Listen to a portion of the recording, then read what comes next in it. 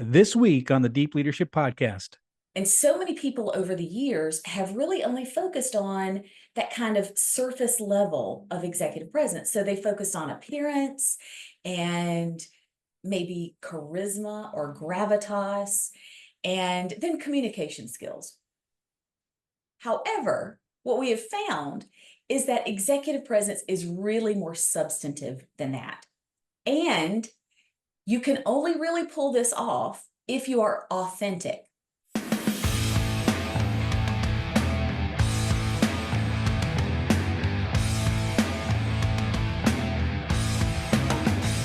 This episode is brought to you by the Salty Sailor Coffee Company, the official coffee of the Deep Leadership Podcast. Salty Sailor is a veteran-owned coffee brand on a mission to deliver premium, fresh roasted coffee while making a positive impact in the world. Their motto is drink coffee and do good, which reflects their commitment to making amazing coffee and actively supporting the military community. 10% of every order goes to the Navy Marine Corps Relief Society, an organization dedicated to helping sailors, Marines, and their families in times of need. All our listeners get 10% off every order of their amazing coffee by using the discount code DEEP at checkout. So check them out at saltysailorcoffee.com.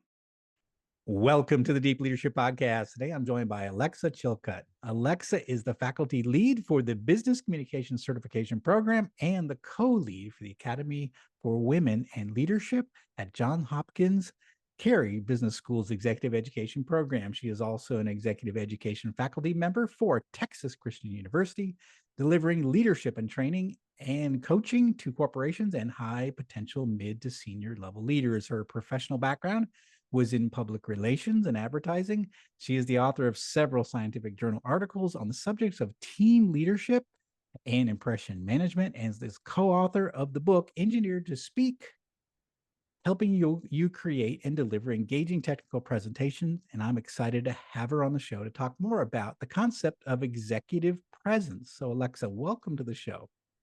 Thank you, John. I'm excited to be here and kind of engage in our discussion.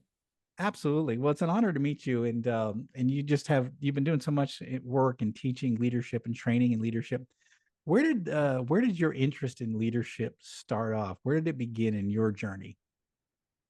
I would have to say that my journey really began as a child, but watching my father, who was a former, you're never a former Marine, right? Correct. Was a Yes. Marine, and he was a fighter pilot. He flew Cobra helicopters and other, planes and vehicles in Vietnam.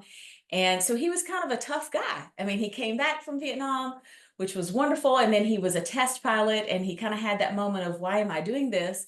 I came back from Vietnam in one piece, and maybe I should think about a career change. So he went back to school and went into dental school, which was a complete 180. But here you had a man who was a Marine and a very kind of tough guy. And then he had to, after dental school, lead a group, lead a team, an office that was really focused on patient care and building relationships. And of course, that meant that he had to learn how to build relationships with his team, which was primarily women. I was already about 8 years old when he graduated from dental school. So I really did watch him as I grew, also grow as a leader and learn a lot about leadership, because he came in kind of hard. Yeah. And then learned along the way that that was not necessarily the best way to really create that buy-in and that team culture that was really positive. And so when it came time for me to examine or research leadership, I really held him up as kind of a paragon of leadership, because what he ended up with was a group of women that worked for him. They had very low turnover. He had people that worked with him for 20, 30 years. He invested back in him, in them. And, he really was a leader that people wanted to follow. And that trickled down to his patients. So he had one of the most successful practices in North Georgia. And so when it came time for me to research and to choose a topic, then I thought, okay, has anybody really researched leadership and team communication in the context of kind of a dental office. And that's really what I focused on. But all of those principles are transferable to anything. And Mm. so along the way, I've kind of grown as well in that. But I also think about executive presence, as you talked about that topic we're going to discuss. When I look back at that, I'm like, he was a great example of executive presence, not just that immediate appearance, et cetera, but those values over time and how he treated people. I love that. What a great experience to see, as a young girl and then growing up and seeing your father, evolve into the leader that Yeah, he became. And he wasn't, like you said, he wasn't that way in the beginning. And I think a lot of us find ourselves in that leadership journey. We start off, we get promoted into this job, and you're like, okay, suddenly I'm a leader. right. And we make a lot of mistakes along the way, and I think leadership requires doing to learn. You have to Mhm. do it to sort of learn what works and what doesn't work. And so what a great chance to observe that, in real time. And it's sort of like set a foundation for you for sort of the rest of your life. Like, okay, I remember seeing this journey of your father going through this, and it's really interesting. So you did touched on this, and I want to get into it. Executive presence. It's something we don't talk about enough about. I think we've probably had one guest talk about it in all, 350 episodes, but we've heard a little bit about it. Tell us exactly what is executive presence. The best definition that I have found of executive presence, because I think it's very ambiguous for people, and it has been for a long time, is simply the ability for a leader to engage with, to align, and to move people to act. Mm, Because the higher you go up in leadership, the more really you are leading through other people, right? The other people are getting the work done. Or not that you're not doing the work, but you have to create that buy-in so that that engagement, that alignment, and that influence to have people want to follow you and want to work. And it really does hinge around executive presence, because in a positive sense, someone who has executive presence. that makes a lot of sense. And so, what are some of the characteristics of leaders that have this ability or have this presence?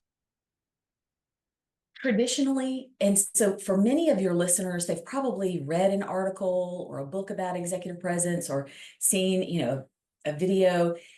And so many people over the years have really only focused on that kind of surface level of executive presence. So they focused on appearance and maybe charisma or gravitas, and then communication skills. However, what we have found is that executive presence is really more substantive than that. And you can only really pull this off if you are authentic, Mm, authentic to who you are. So, what are your strengths? What are your values? And how do you really kind of be the best version of yourself?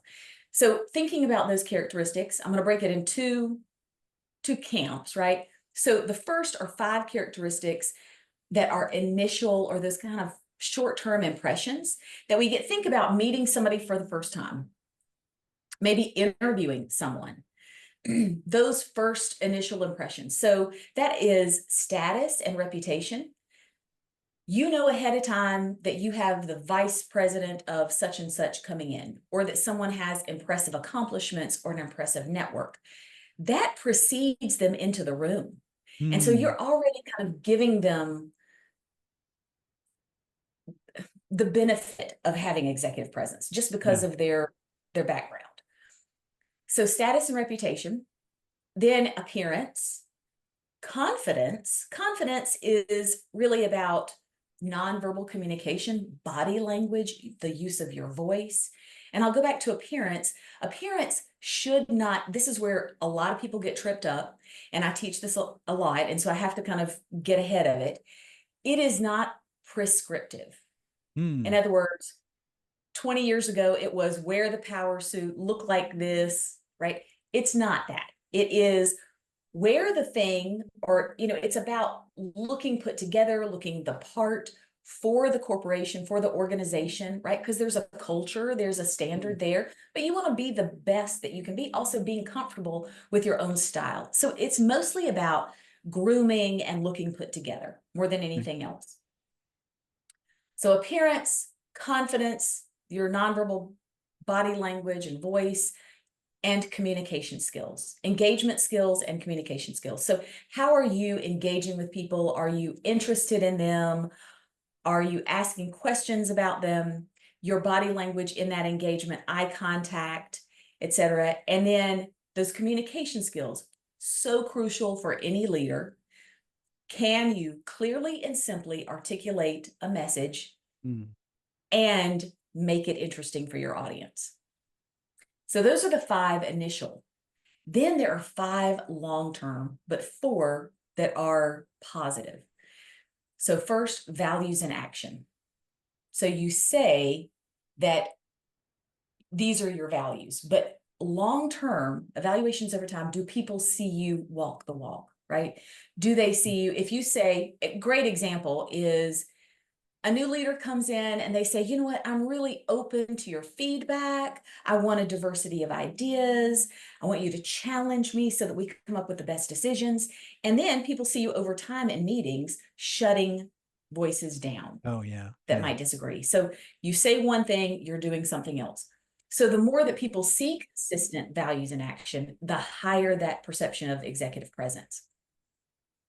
Then interpersonal integrity.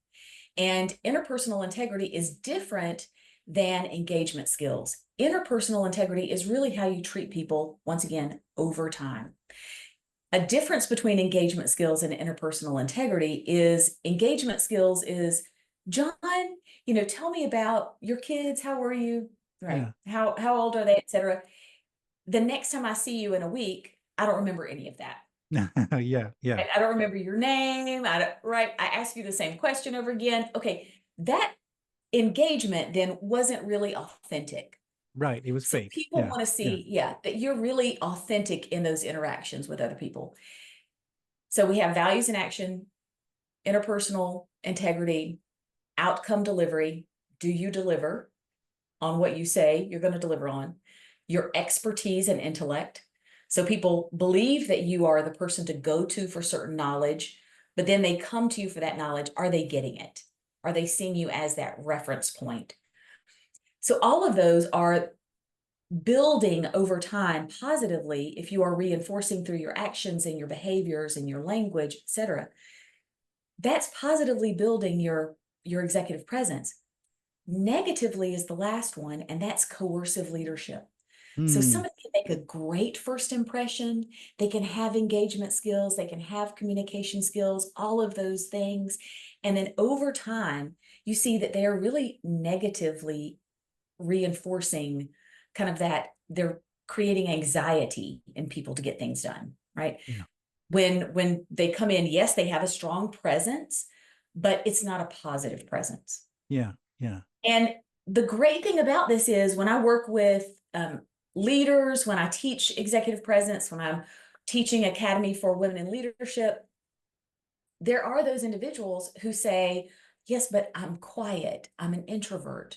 I'm not going to be the person that speaks out at the meeting. I don't walk in like I own the room. When you tell them, okay, that's fine. Let's work on some things that you can improve on, right? Let's be self-aware and let's think about your body language and let's think about your improving your communication skills. But it doesn't matter in some level. I mean, yes, you want to make those positive impressions, but your team is going to evaluate you over time. So if you have those values and actions, the outcome delivery, you're the person to go to, you can have quiet leadership and be a strong, powerful leader. So that's why I love those kind of evaluations over time characteristics. I love it because it's sort of like the short term, this sort of like the first impressions, and then it's like over time it's your actions. Are they consistent with what they think that their first impression was, right? One of the things Right. interesting, you talk about appearance, and this is one I've struggled with myself personally because I've always run manufacturing companies. And so when I was a young engineer coming to corporate after the military, they made us wear ties, right? And we wore not suits and ties, but we wore, button down shirt and ties. And we used to spend a lot of time on the shop floor. And I remember everyone on the shop floor called us ties, the guys that came from the offices that were spending time. They called us ties. And I always felt like it was an us and them. There was a difference between we were special, we were in an office, air conditioned office. They were out in the shop floor, which was dirty and it was hot. And they And so I always felt after, once the HR manager left that made us wear ties, we went away from ties. And I always felt like I needed to dress more like the people, like I wanted to be more dressed more like the people around me. I didn't want to look like I was special or Mhm. something different. So even today, as I run my own business, I wear jeans, boots, and a t-shirt because I'm in a manufacturing environment. I don't dress like Yeah. a CEO, even though I am a CEO. And what are your thoughts on that? Because that's one thing. And I also, by the way, I also teach college. And so when I go in to teach college, Mm. I actually dress up with a button-down shirt Right. and nice slacks because Right. I'm a different person in that environment that I am with my students than I am with my workers. What are your thoughts on that? Because sometimes I'm like, am I authentic? Yes, I am authentic, but it is I'm dressing Yeah. for the part that I'm playing. I don't know if that makes any sense. It totally makes sense. And you're actually hitting on something that I teach, and that's impression management, right? Because I think that's the basis of a lot of the executive presence. But there's actually a theory of impression management. And this theory, which was, kind of started in the late 60s, Irving Goffman, da da da da. But anyway, he basically said, this is dramaturgical. This is that whole Shakespeare, all the world is a stage and you are a player. But the reality is, it's about you have an audience. You have an Mm, audience. And that just takes some agility, right? So I am being authentic, but I can also recognize what is my goal in this role. I yeah. did not mean to rhyme there. Okay. So sounded a little goofy. But I mean, what is my goal with this audience? With college, the goal for you as an instructor is to create a sense of authority, not in any kind of negative way, but that you are going to hold them accountable. Believe me, I taught for 11 years at the University of Alabama and had thousands of undergraduate students over those years. And so you do have to dress the part. And I actually trained graduate students who would get up in front and, teach classes. I was their supervisor. And this was part of my training. Look, you just graduated from college, and now 3 months later, you are actually teaching a course. You have to rethink your whole persona, Mm, because they went the minute that you walk into that room on that first day and that they walk in that room, they are sizing you up. mm, And college students, that is a specific audience. They yeah. want to know if your appearance, are you lax? Are you going to be let them get away with things, right? Versus, yes, I've got, a manufacturing business where the goal is for me really, yes, to be a good leader, and people recognize my leadership, right? It's not that they don't know who you are, but that they see that I'm in this with them. Yeah. Yeah. You're I not think that's in it, that's it. Yeah. yeah, with the college students, right? Yeah, that's right. That's exactly it. So yeah, you're right, because you're playing a different role with students than you are with my employees, right? I mean, we're I mean it Yeah. with you. We're working together to get our monthly objectives, to meet the budget for the month. And I'm here, and I'm spending time out on the shop floor talking to people. It's dirty. It's a Mhm. production environment, and I like to be out there. And so to me, if I'm out there in a button-down shirt and wingtips, it's not the right look. It's not the right I don't look Right, like I belong there. right. I look like I'm a stranger in a foreign land. So yeah. Yeah, it's all Interesting. about your audience, and it's all about what you're trying to convey. Yeah, yeah. Well, if you think about like maybe examples, or maybe either people that are in the news, or someone that you mentioned your dad, but are there examples of people that have this really good executive presence that demonstrate it kind of consistently, maybe that are in the public eye at all?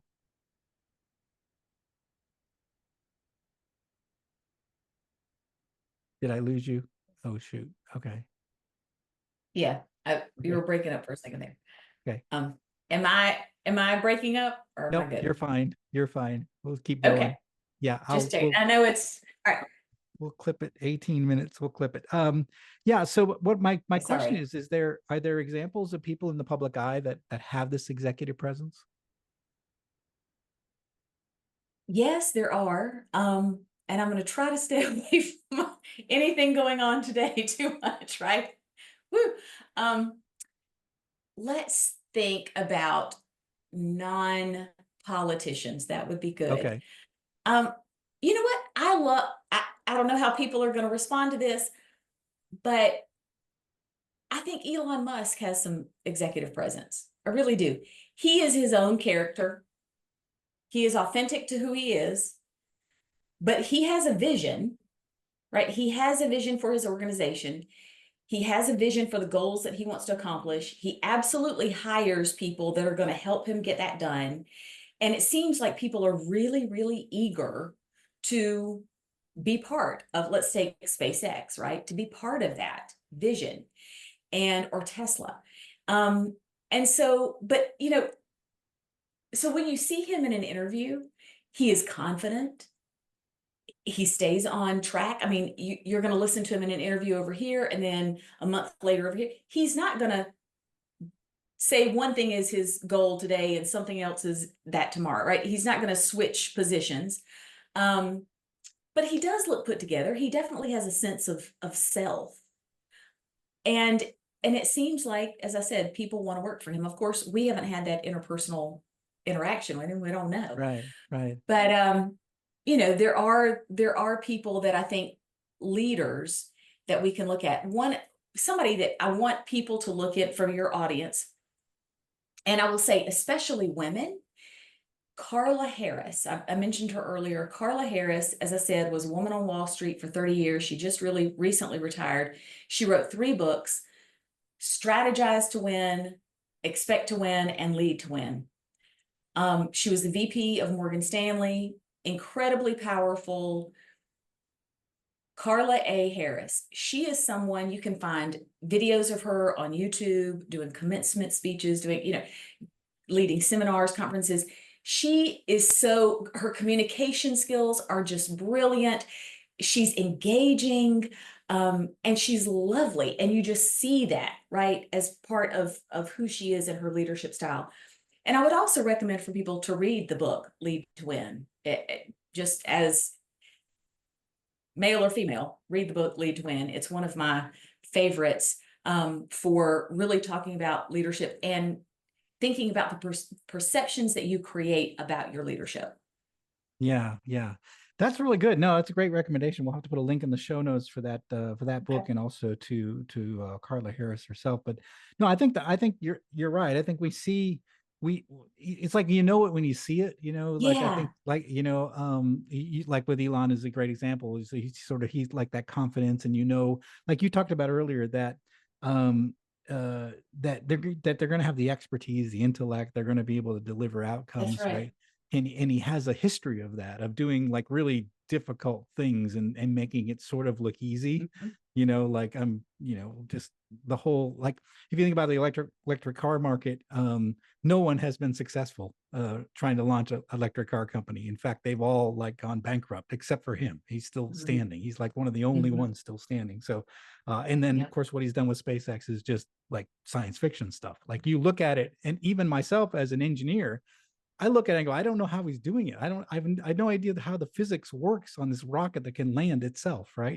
He's doing this impossible thing. So he's authentic, he's confident, but he's also delivering the results. So he consistently delivers the results, which is what you said, the Yep. long-term impact of this. Mhm. So if you're a leader listening into this show and you're thinking executive presence, I really have not thought about that too much, but I'd really like to learn more about it, but also like develop my own executive presence. Where Mhm. would you even start to that journey?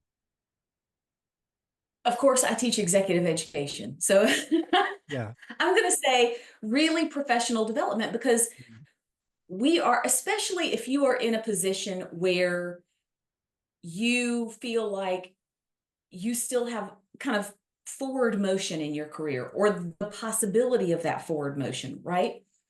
Then you really want to invest in yourself, whether that is executive education, coaching, books, podcasts. But we're always learning. There are no perfect leaders, there are no perfect communicators. And I will say, on that note, communication skills. communication skills are so important to executive presence. And how many of your audience has to lead meetings? How many of you have to give presentations, project updates in front of different stakeholders internally and externally? Public speaking, learning more skills around public speaking, how to craft effective messages and deliver them really well.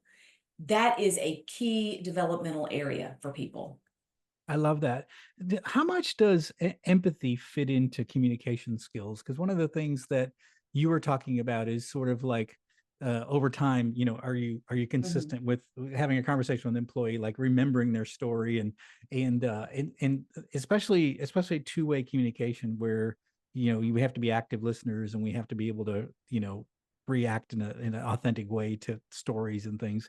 Where does empathy fit into the idea of communication skills and the ability to sense how other people are feeling, or even how to sense how a room is reacting to a message? Well, empathy is part of that emotional intelligence quotient, right? Yeah. And I think people that really are good leaders, I mean, they've done studies on this. High IQ does not equal good Mm, leadership, right? You can know some brilliant people who can't get out of a wet paper bag. mm, They were the most skilled X over here. And somehow, because they were super skilled as an individual contributor, they got put into a leadership position yeah. and they have no leadership acumen at all, but they're super smart. So it's really about emotional intelligence. And emotional intelligence will get you a whole lot farther, but it's because of that empathy piece and social skills. And so it is about reading the room. It is about putting yourself in somebody else's shoes and thinking about, okay, what is the motivation for them to even understand this information? I mean, talking about communication, right? In every message that you craft as a leader, in your emails, in presentations, in your meetings, you have to get outside of yourself and ask yourself, what does the audience want? And what can I tell them in a way that's going to motivate them to get this work done, right? To create buy-in with them. So that's where empathy really plays a big part. Wow. Yeah, I do think it's a big player, and I've seen many leaders that sort of lacked in the empathy department, and so they were trying their Yeah. best to communicate and trying their best to be a good leader, but it came off flat. Like it didn't connect, I guess is the best way to say. And so I think what I found is Wasn't that having authentic. that Yeah. empathy, being able to read the room, being able to see employees' reactions, like when they roll their eyes and you don't Mhm. say, well, what are your concerns, Joe, about that? They just keep talking. Right. Everyone's rolling their eyes and they're still keep talking, right? They sort of miss out on what the room is, how they're reacting. And I'm like, how do you not see what's going on here? That everyone is like confused by your message, right? And so I think that empathy is a big part of it. And I think you're right. It's the EQ side of it that I think plays a big role in that. And so we've talked about on the show before how important that is, Yeah. and you touched on it. EQ is, at least in a leadership role, is more important than IQ. Yeah, you better have some intelligence. You better know what you're doing. You better be competent, but you Right. also have to have that EQ piece as well. Yeah, yeah. Yeah. One of the things we talked about on with past guests is the idea of self-awareness, and that to me seems like a place to start with respect to how do you develop executive That's right. presence. But how do leaders uncover how others perceive them? How can they shift that impression of themselves with their teams and with the outside world? Okay. So I'm going to give your audience an activity, an exercise. Okay. This is a great place to start. So think about this. If I were to go around and poll the people that you work with, right? Horizontally, direct reports, management, everything. So I'm going around and I'm just polling them. Give me 3 adjectives to describe John. So I Hmm. want everybody in the audience to think about, if someone were to poll all the people that I work with and ask them for adjectives to describe me, what 3 adjectives would most likely come up? And you have to be really kind of honest, right? This is also where emotional intelligence comes in. And so you write those down. This is kind of what I think the current perceptions are. Then I want you to think about, okay, in my best self version, right? In the leader that I want to be, in that position that I'm really seeking, what would I want people to say about me as a leader when I'm not in the room? And we have to think about when you're not in the room, because that's where all the decisions are being made about Yeah. you, Yeah. about your advancement, about job opportunities, et cetera, because people are talking about you. It's not just your, yes, ability to get work done, but what are the perceptions about you as a leader? So kind of forecast and think about, what is the best version of myself as a leader? What are those adjectives that I'd most like people to use to describe me? Then look, seriously, I make people do this all the time. This is the first thing that we do. Compare the first three with the second three. Now, you might have some crossover. Great. But how do you elevate that, right? Mm. Because that's really what you want. You want, these are the current perceptions, but this is where I want to go. And so that's a great place to start. Other than that, yes, you can do a 360, you can, have people, but people aren't necessarily always going to be honest about Yeah. talking about you as a leader, because they're just worried somehow that that's going to get out. But you can, if you, trust people that will give you an honest feedback. Yeah. Go to a colleague and say, what do you think 3 adjectives are that people would use to describe me? So in my former role at the University of Alabama, I was a director of a program, and I loved it. I loved leading graduate students. I loved teaching, all of that good stuff. I did it for 11 years. And it was really interesting when I brought on an assistant director, and we had a fabulous working relationship for 6 years. And now he's in that position. But it was so interesting because we did have a good relationship. He would tell me sometimes, Alexa, well, the perception of you is, you're intimidating. And I'm like, what? How am I Yeah. intimidating? Right? Yeah. Yeah. And it wasn't that it was bad impressions. It was just Yeah. that I wasn't aware that somehow I was intimidating. And so anyway, it's wonderful to have somebody that you trust to ask, okay, what are those ideas about me in the marketplace? I love that. I had a similar situation with an employee that I've worked with for years, and I just in confidence, what are people, what do people say about me? What are, Yeah. what I didn't use the word adjective. I like the idea of adjectives, but I've just, what is the impression of me? And they said they like working for you, but you always you chase after a goal, you achieve it, and you never take a break. You're always on to the next goal before we had a chance to even catch our breath. You got to give us a chance to stop, celebrate, and reach a plateau, and then kind of go Right. to the next level. And he said you're just always off to the next level, and you don't give us a chance to catch our breath. And I'm like, yeah, that's me in a nutshell. I was like, oh, it was really an important piece of advice, and it was Mm-hmm. sort of one of those moments where you're like, you're not a leader if you turn around and there's no one behind you, right? So you've got Mm-hmm. to pace yourself to where your people can keep up with you, and you can't get too far out in front. And I was too far out in front, and so it helped me sort of recognize, okay, I still have to be ambitious. I still have to work hard towards our objectives, but I also have to recognize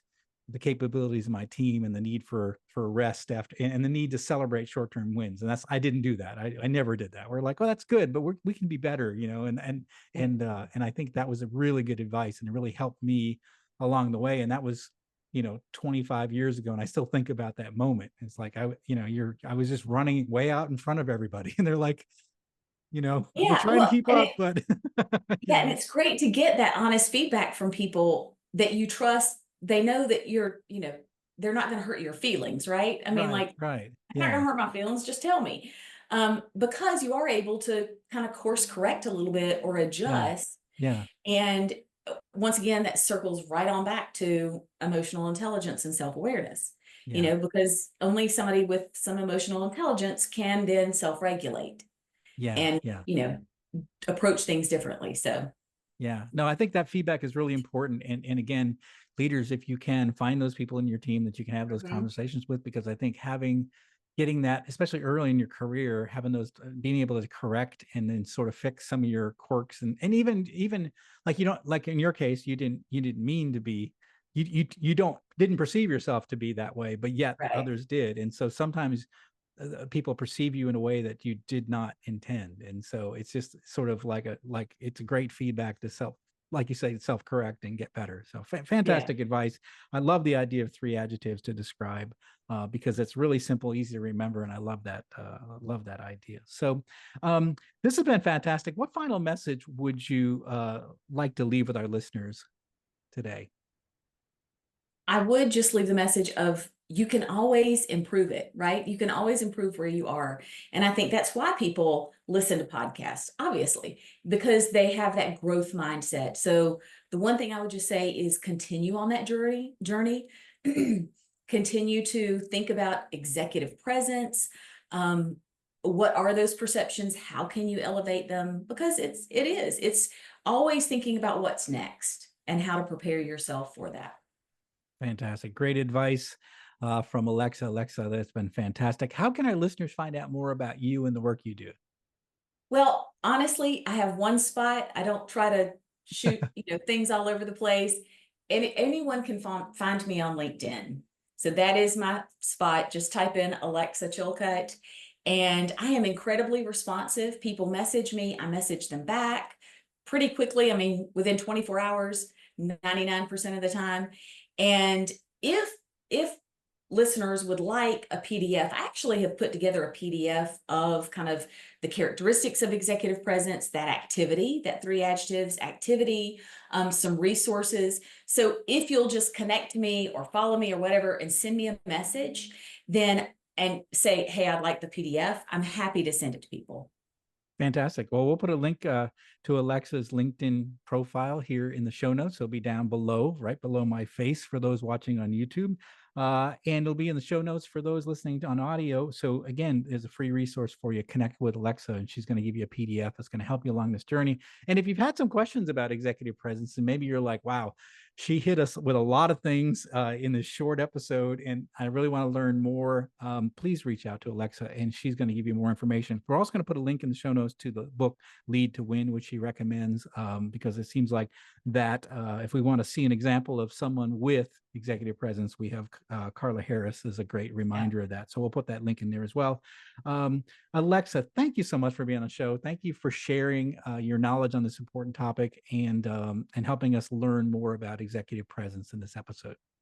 Thank you, John. I thought it was a fun conversation and good energy. So I really appreciate being on. Oh, thank you. I enjoyed it as well. Thanks again. Well, that is it for today. Thank you for listening to Deep Leadership. If you like this podcast, please subscribe and share so we can continue to build a world with better bosses. Until next time, this is John Rennie saying take care and lead well.